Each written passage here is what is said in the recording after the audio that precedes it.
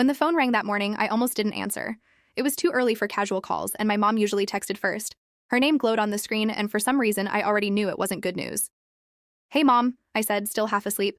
Her voice was quiet but flat, the kind of voice people use when they've been crying for a while. "Honey, your Uncle Robert passed away last night." The words didn't hit right away. "What? How?" "Heart attack," she said. "In his sleep." Frank found him Frank, his roommate. They'd lived together since before I was born, in that small old house upstate. I'd only met Frank twice, both times when I was a kid. He'd seemed kind but distant, like a man used to being invisible in family spaces. "I can't believe it," Mom went on. "He was fine when I talked to him last Christmas." I just stood there, phone pressed to my ear, trying to summon a memory of my uncle beyond those few visits. Quiet dinners, polite smiles, and his deep laugh when I was little. He'd been the odd one out in the family, not because anyone disliked him, but because he seemed to exist in his own world. He sent birthday cards with neat handwriting and checks I never cashed. That was Robert. "When's the funeral?" I finally asked. "Thursday. We'll drive up in the morning. I already called your father." The funeral was small, almost uncomfortably so. No slideshow, no family photos. Just a framed picture of Robert as a young man and a vase of lilies that smelled too sweet. Most of the people there were strangers. They greeted Mom politely, called her his sister, and she nodded like she didn't quite believe it herself. Frank sat in the front row, perfectly still. I hadn't expected him to look so old. He didn't cry, but his eyes were red. When people spoke about Robert, they said things like, they were such a pair, and Frank took good care of him. I could feel Mom stiffen beside me each time. After the service, we stood awkwardly near the exit while people came up to offer condolences. A woman told us Robert and Frank had been like family to the whole neighborhood. Another said they'd been inseparable. Mom's expression froze in that polite smile way she uses when she's offended but won't say so out loud. On the drive home, she stared out the window for a long time, before finally saying, "It's strange, isn't it? That there weren't any pictures of us?" I hesitated. "Maybe he didn't have any recent ones." "He had plenty," she said sharply. "He just didn't care enough to use them." I didn't answer. The truth was, I wasn't sure what she expected. She hadn't visited him in years. They talked once a year, maybe twice. Still, grief has its own logic, and I knew better than to argue with hers. 2 weeks later, she called again. Her voice was no longer sad, just angry. "I found out what was in Robert's will," she said. "He left everything to Frank. Everything. The house, the savings, the car, everything." I rubbed my forehead. "Well, that's his choice, isn't it?" "His choice?" she snapped. "You think he just decided to cut out his entire family for no reason?" "I don't know, Mom," I said slowly. "They lived together for 45 years. Maybe he wanted to make sure Frank was taken care of." There was silence on the line, and then she said, "You have no idea what you're talking about." And for the first time in my life, she hung up on me. Mom didn't talk to me for almost a week after that call. Then one evening, she showed up at my apartment unannounced, carrying a grocery bag full of files and papers like she was preparing for a court case. "I went through his old letters," she said, dropping the bag onto my table. "He was fine before that man came into his life." "Frank?" I asked, though I knew that's who she meant. "Yes, Frank," she said bitterly. "He moved in 45 years ago, and that's when Robert started drifting away from us. Before that, he used to come to Christmas. He used to call me. After Frank? Nothing. I tried to stay calm. Mom, that was the 70s. People move on, lives change. Maybe Frank just made him happy." She gave me this look, half pity, half disbelief. "You really don't understand how manipulation works, do you?" I sighed. "It's not manipulation to live with someone for 4 decades. They were basically family." Her eyes hardened. "Family doesn't turn you against your own blood." There it was, the phrase she'd been building up to. I wanted to tell her that Robert hadn't been turned against anyone. He'd simply chosen a quieter life, away from family drama. But I could already see that reasoning wouldn't reach her. She pulled out one of the letters. "See this? He wrote me in 1982. He said, Frank handled all the finances. Doesn't that sound suspicious to you?" "Mom, that was over 40 years ago. I don't care. If Frank controlled the money, he could have influenced the will." She was pacing now, restless energy spilling out of her. "I'm thinking of contesting it." I blinked. "You can't be serious." "I absolutely am." I talked to Nancy, her cousin's a lawyer, and she said undue influence is a legitimate claim. I rubbed my temples. "Mom, come on." That's not how this works. There's no evidence, and honestly, Robert could leave his money to whoever he wanted. That's his right. Her face tightened. You're taking his side. I'm not taking anyone's side, I said, though even as I said it, I knew how it sounded. I'm just saying this isn't about money. It's about you missing him. That struck a nerve. Don't psychoanalyze me, Michael. I know what I feel. I wanted to drop it, but she wasn't finished. You have that friend. What's his name? The lawyer. Ask him if he knows someone who handles will disputes, just to see what our options are. Mom, I'm not doing that. Her eyes flashed with something like betrayal. Why not? Because it's unreasonable, I said before I could stop myself. The word hung in the air like a slap. She went very still. Unreasonable? Yes, I said quietly. You're grieving, and I get it, but this isn't going to bring Uncle Robert back. You're chasing something that doesn't exist. Her mouth trembled, but she didn't cry. You sound just like your father, she said finally. Always telling me to calm down, always deciding what's reasonable. Then she gathered up her bag and left. When the door closed behind her, the silence in my apartment felt heavier than before. I knew I'd crossed a line, but I also knew I couldn't have said anything else. 2 days later, Dad called. His tone was gentle but firm. She's really upset, son. You shouldn't have called her unreasonable. I wasn't trying to hurt her. I know, he said, but she's grieving. Let her be angry for a while. Don't make her feel judged. I wanted to explain that I wasn't judging her. I was trying to stop her from making a mess she couldn't undo. But I just said, okay. After the call, I sat there for a long time, staring at my phone, wondering if maybe everyone in my family needed someone to blame for Robert's choices, and I'd just made myself the easiest target. After that week, I found myself thinking about Uncle Robert more than I had in years. Maybe it was the constant arguing about him, or maybe guilt, like I'd failed to mourn him properly. Either way, memories started surfacing in fragments like old photographs you forget you still own. The first was from when I was maybe 8 or 9. Mom had driven us up to visit Robert for a weekend.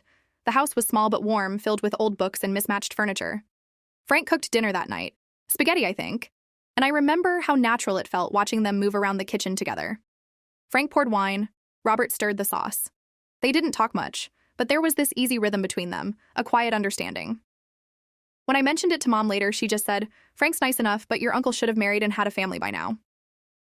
Even then, I could tell it wasn't really about Frank. It was about what she thought a life was supposed to look like. Another memory, a Christmas card when I was 15. It had a photo of Robert and Frank standing in front of a small pine tree in their living room, smiling in those awkward mid-laugh expressions that only happen when someone tells a joke right as the camera flashes.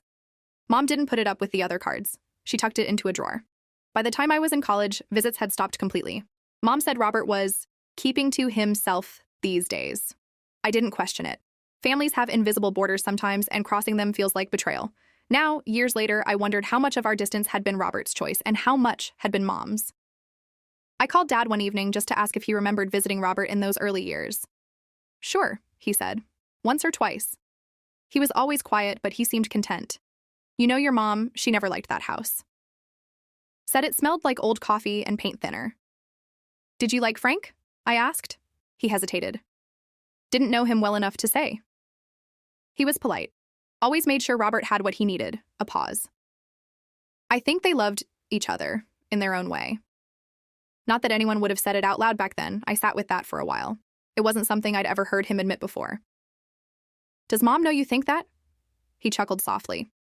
Oh, she knows. She just pretends not to. That night, I pulled out an old shoebox from my closet where I kept random keepsakes, postcards, ticket stubs, birthday cards. Near the bottom was one from Uncle Robert, dated 2007. Proud of you, kiddo. Hope you're doing what makes you happy. I must have read that line a dozen times before putting it away. He hadn't been a big part of my life, but he'd always been kind, consistent, the kind of person who never demanded anything. And now his name had become a source of tension, used as a weapon in family arguments. The next time I saw Mom, it was at her house. She was calmer, or maybe just tired.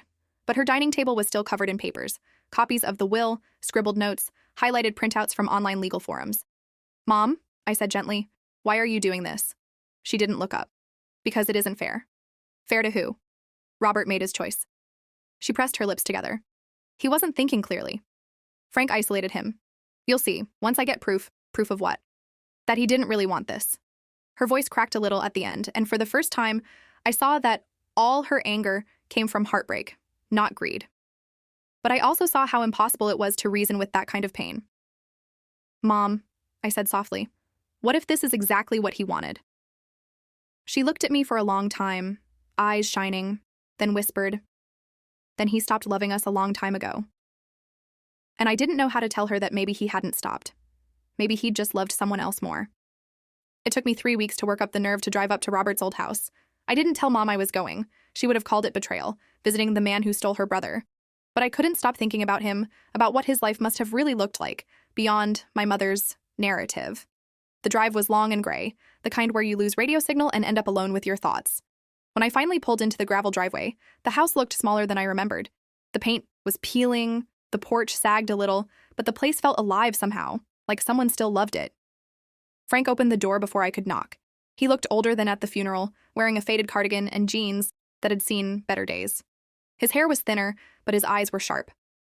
"Michael," he said, surprising me, "you look just like your father." I blinked. "You remember me?" "Of course," he said gently. "Robert talked about you all the time. Come in inside. The house was almost exactly how I remembered it. Bookshelves everywhere, little plants on the windowsill, the faint smell of coffee and wood polish. There were photos on the mantel, Robert and Frank at a lake, Robert painting in the yard, the two of them holding a scruffy dog. Frank caught me looking. He hated being in pictures, he said, but I made him take a few. Said someday someone might want to see them. I smiled awkwardly. "I'm glad you did." He poured us both coffee and sat across from me. For a while, neither of us said anything. It wasn't uncomfortable, just still. "I heard about your mother," Frank said finally. "She's upset about the will." I sighed. "Yeah, she thinks you manipulated him." Frank nodded slowly, not angry, just sad. I figured she might. "She never really understood Robert's choices. Did you?" I asked. He smiled faintly. "Not always. But I respected them." There was a kind of quiet wisdom in that answer I couldn't explain. As we talked, I started noticing little details that made the house feel like a memory preserved in amber. The old armchair, Robert used to sit in still, had a folded blanket over it. A half-finished crossword lay on the side table. "Sometimes I still catch myself setting out 2 cups," Frank said quietly. "Old habits die hard." I didn't know what to say, so I just nodded. He reached into a drawer and pulled out a small envelope. "Robert wrote this a few months before he passed. I think he meant to send it to your mother, but never did." I hesitated before taking it. Inside was a short letter, written in the same neat cursive I remembered from his birthday cards. "Dear Margaret, I hope you're well. I know we don't talk much anymore, and that's mostly my fault. I wanted you to know I'm happy. Frank and I have had a good life together. Please don't worry about me or about what comes after. Everything's taken care of. I just want peace for all of us. Love, Robert." I read it twice, maybe 3 times. There was no bitterness in it, no secrecy, no manipulation. Just love, simple and steady. When I looked up, Frank was watching me with that same calm sadness. "He didn't mean to hurt anyone," he said. "He just wanted to live quietly." "I know," I said softly. We talked a little longer, about Robert's garden, his favorite books, the way he'd fall asleep watching old detective shows. It felt like rediscovering a relative I'd never truly known. Before I left, Frank said, "You remind me of him. You question things. Don't lose that." On the drive home, I thought about the letter the whole way. Mom would never accept it as proof of anything good, but to me, it was all the proof I needed. Robert hadn't been manipulated. He'd been loved. When I got back from visiting Frank, I didn't tell Mom right away.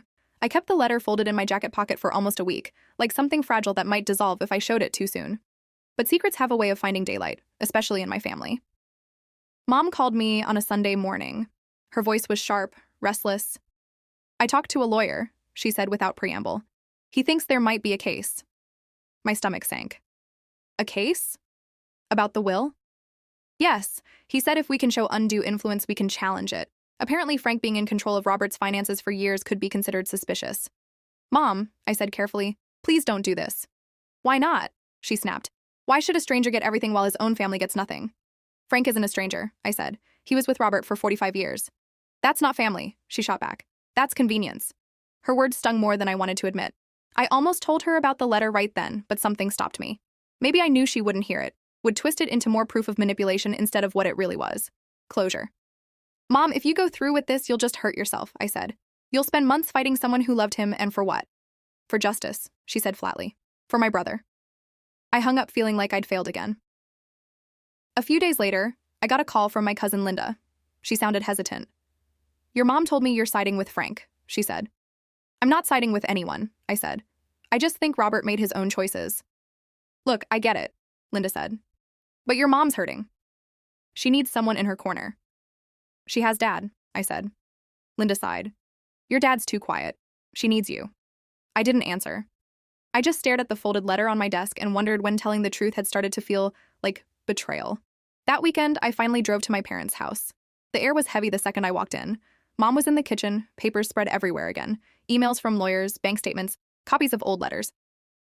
Dad sat in the corner, reading the newspaper like a man hiding behind a shield. I wish you'd stop this, I said. She didn't look up. You have no idea what I'm dealing with.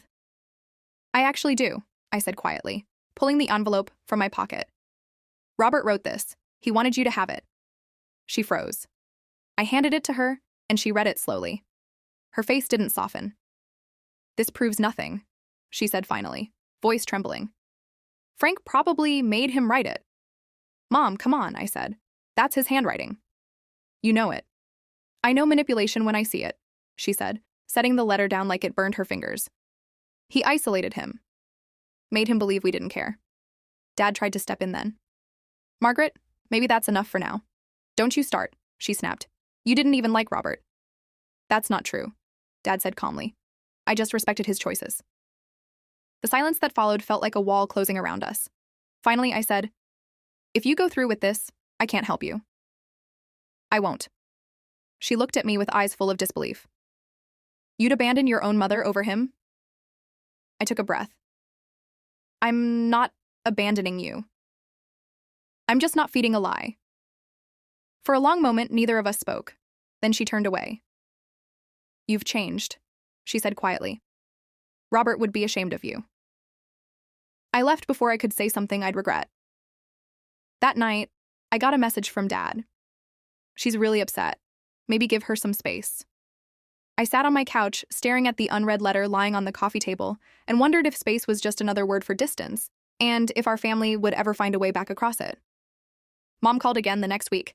Her voice was cool, practiced, like she'd decided something and didn't need my input anymore. I filed the initial paperwork, she said. The lawyer's confident we can make a case. I closed my eyes. Mom, please, don't do this. It's already done, she said. All I need is your statement. You can confirm that Frank controlled Robert's money. That'll help. I stared at my phone in disbelief. You want me to lie? I want you to support your family, she snapped. You think Frank deserves everything? You think your uncle wanted some old roommate to take it all? Stop calling him that, I said sharply. He wasn't just a roommate. You know it. Her breath caught. What's that supposed to mean? You know what it means. They loved each other. They built a life together. You just can't handle it. The silence on the line was long enough that I thought she'd hung up. Then her voice came, cold and trembling. Don't you dare rewrite history to justify that man. Mom, it's not rewriting history. It's facing it. You can't keep pretending Uncle Robert was someone he wasn't. Enough, she said. I won't listen to this filth. It's not filth, I said, my voice rising. It's the truth. He was happy, Mom. Frank made him happy. Why can't that be enough for you? Because family matters, she shouted. Because blood matters. Her words hit like a slap. I stood there staring out my apartment window, trying to steady my breathing. If blood mattered so much, I said quietly, why didn't you visit him all those years? That broke something in her. I could hear her breathing hitch, a tiny painful sound. Don't talk to me like that, she whispered. You don't understand what it's like to lose someone who used to be part of you. Then stop punishing the people who loved him for real, I said. There was another long silence, and then she said, You've been poisoned by him. You sound just like your uncle. I wanted to tell her that was the best compliment she could have given me. Instead, I just said, maybe that's not such a bad thing. Then she said the words I didn't think she'd ever say. If you can't be on my side, don't come around anymore. And I said the only thing that felt honest. Okay. The line went dead. I stood in the middle of my apartment, the phone still warm in my hand, realizing I'd just lost something I couldn't replace. Dad called later that night. She's hurt, he said softly. You should have seen her face after that call. I didn't mean to, I started, but the words fell, flat. I know, he said. But sometimes being right doesn't fix anything. I can't lie for her, Dad. I'm not asking you to, he said. I'm asking you to think about what matters more, peace or pride. I didn't answer. Maybe because I didn't know the difference anymore. The next morning, I checked my voicemail.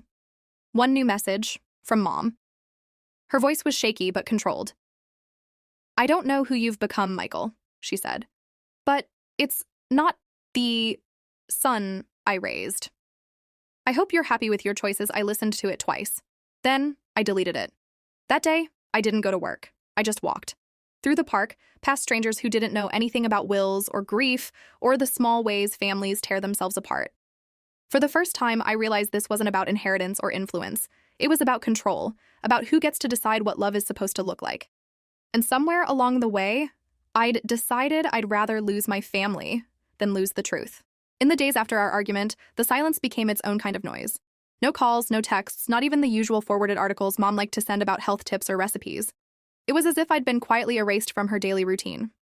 Dad called once or twice, mostly to check if I was eating, if I was sleeping. He never mentioned Mom directly, but his pauses said enough. She's stubborn, he said once. You both are. I'm not trying to fight with her, I told him. I just can't keep pretending she's right. I know, he said softly, but you might be the only person who could reach her. And now she won't listen to anyone. After that, even he stopped calling as often. The distance grew like a crack in glass. Thin at first, then impossible to ignore. At work, I kept my head down.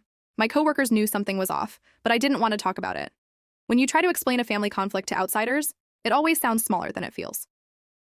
My mom's contesting my dead uncle's will doesn't capture the ache of watching someone you love disappear behind anger. Linda texted me once. She's really hurting, Mike. You should apologize even if you don't mean it. I stared at the message for a long time before replying. Apologizing for telling the truth isn't love. It's surrender. She didn't answer. One Saturday, I drove past my parents' house without meaning to. The curtains were closed, and Dad's car was in the driveway. I sat there for 10 minutes, engine running, trying to decide whether to knock. I didn't. Instead, I went to the lake where Robert used to take me fishing as a kid. The pier was empty, the water still.